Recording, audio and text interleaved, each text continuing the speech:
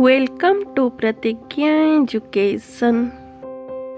Hello friends, आज मु आपण मानक सहित शेयर करने को जाऊँगी भगवान श्रीराम को उपरे 10 धाड़ीर रचना। तेबे चलंतु आउ डेरी न करी एथर भिडियोटी को आरंभ करिबा। भगवान श्रीराम हेउचंती हिंदू धर्मर मुख्य देवता। तांको भगवान विष्णुकर सप्तम अवतार भावरे विवेचना करा जाए। चैत्र मास शुक्ल पक्ष नवमी तिथि भगवान श्रीराम त्रेतया जुगरे जन्म ग्रहण करथिले। से अयोध्यार राजा दशरथ और राणी कौशल्या ज्येष्ठ पुत्र थिले। तांकर 3 भाई लक्ष्मण, भरत और शत्रुघ्न थिले।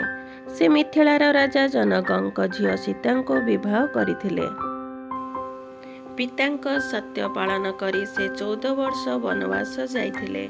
से लंकार राजा रावण को वध करथिले। लव और कुश तांकर 2 पुत्र थिले।